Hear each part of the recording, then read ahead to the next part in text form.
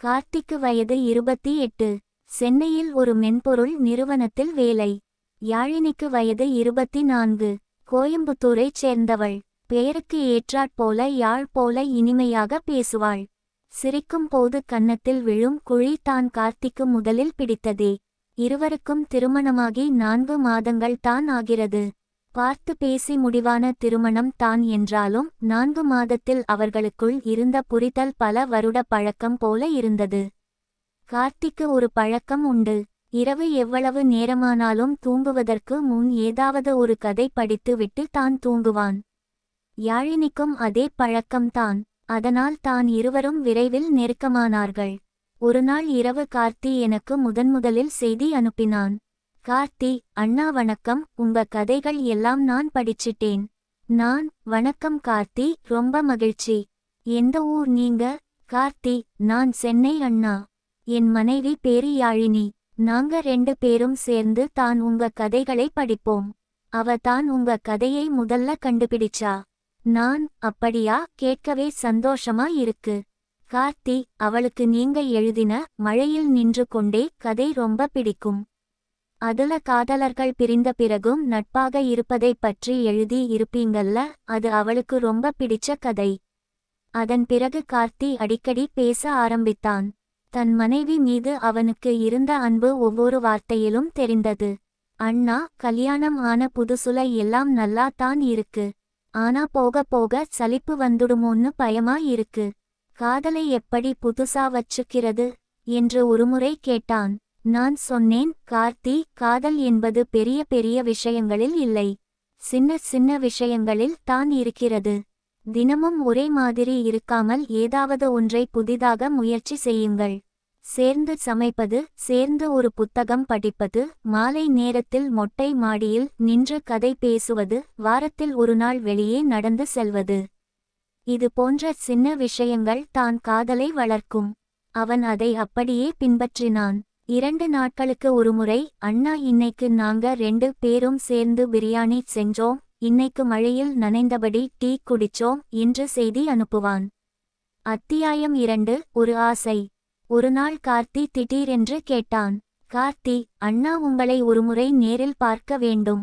நான், எதற்காக கார்த்தி?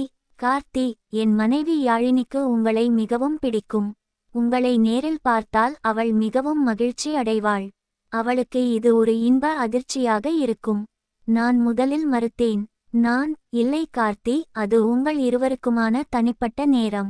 அதில் நான் வருவது சரியாக இருக்காது. நீங்கள் தேனிலவு முடிந்து சென்னை வந்ததும் ஒரு புத்தக கண்காட்சியில் சந்திக்கலாம். நான் யாழினிக்கு எனது புத்தகத்தை பரிசாக தருகிறேன். கார்த்தியும் சரி என்றான். 2 நாட்கள் எந்த செய்தியும் இல்லை. 3வது நாள் மீண்டும் செய்தி வந்தது. கார்த்தி, அண்ணா, நாங்கள் நாளை வாகமன் போகிறோம். திருமணமாகி 4 மாதங்கள் ஆகியும் வேலை காரணமாக தேனிலவு போக முடியவில்லை. நாளை தான் போகிறோம். நான், மிக்க மகிழ்ச்சி கார்த்தி. நன்றாக சந்தோஷமாக இருந்து விட்டு வாருங்கள். கார்த்தி, அண்ணா, ஒரு சிறிய உதவி. நாங்கள் தங்கும் இடத்திற்கு அருகில் இருக்கும் காபி கடையில் 10 நிமிடம் மட்டும் உங்களை சந்திக்க முடியுமா? நான் முன்கூட்டியே யாழினியிடம் சொல்ல மாட்டேன். நீங்கள் வந்தால் அவளுக்கு பெரிய ஆச்சரியமாக இருக்கும். அவனது அன்பான வேண்டுகோளை என்னால் மறுக்க முடியவில்லை. சரி, பொது இடத்தில் மட்டும் சந்திக்கலாம் என்று ஒப்புக்கொண்டேன். அத்தியாயம் 3, வாகமன் சந்திப்பு. மறுநாள் மாலை நான் வாகமன் சென்றேன். வாகமன் மலைகள் பச்சை பசேலென்று இருந்தன. எங்கும் பனி மூட்டம், சில்லென்ற காற்று, தேயிலை தோட்டங்களின் வாசம். கார்த்தி தங்கியிருந்த ரிசார்ட்டுக்கு அருகில் இருந்த மலைத்தேன் என்ற காபி கடையில் சந்திக்க முடிவு செய்தோம். நான் முதலில் சென்று காத்திருந்தேன். கார்த்தி மட்டும் முதலில் வந்தான். முகத்தில் பதட்டமும் மகிழ்ச்சியும் இருந்தது. சிறிது நேரத்தில் யாழினி வந்தாள். தூரத்தில் இருந்தே பார்த்தேன். வெளிர் நீல நிற சுடிதாரும் வெள்ளை நிற ஷாலும் அணிந்திருந்தாள். குளிருக்காக ஸ்வெட்டர் போட்டிருந்தாள். முகத்தில் ஒரு சிறிய குழப்பம். நான் வேண்டுமென்றே தள்ளி நின்றேன். யாழினி கார்த்தியிடம் மெதுவாக சொன்னது என் காதில் விழுந்தது. யாரோ ஒருத்தர் நம்மையே பார்த்துக்கிட்டு இருக்காரு பாருங்க, நம்ம பின்னாடியே வந்தாரு. கார்த்தி சிரித்துக்கொண்டே, அவர் பின்தொடரல யாழினி, அவர்தான் நான் சொன்ன எழுத்தாளர் அண்ணா என்றான். நான் அருகில் சென்றேன். வணக்கம் யாழினி, நான் தான். கார்த்தி உங்களைப் பற்றி நிறைய சொல்லி இருக்கிறார். யாழினியின் முகத்தில் இருந்த பயம் மறைந்து ஆச்சரியம் வந்தது. கண்கள் விரிந்தன. யாழினி, நிஜமாவா? நீங்க தான் அந்த கதையை எழுதினவரா? நான் உங்க கதையை எத்தனை தடவை படிச்சிருக்கேன் தெரியுமா? எனக்கு கை கூட நடுங்குது. ரொம்ப நன்றி யாழினி. நீங்கள் இருவரும் ரொம்ப அழகான ஜோடி. உங்களை நேரில் பார்த்ததில் எனக்கு மிகவும் மகிழ்ச்சி. நாங்கள் மூவரும் அந்த காபி கடையில் அமர்ந்தோம். சூடான தேயிலை தேநீர் வந்தது. வெளியே மெல்லிய சாரல் மழை தூறிக் கொண்டிருந்தது. யாழினி பேச ஆரம்பித்தாள். அண்ணா, உங்க கதைகள்ல காதல் என்பது பெரிய ஹீரோயிசம் இல்ல. சின்ன சின்ன அக்கறை தான் காதல் என்று காட்டுவீங்க.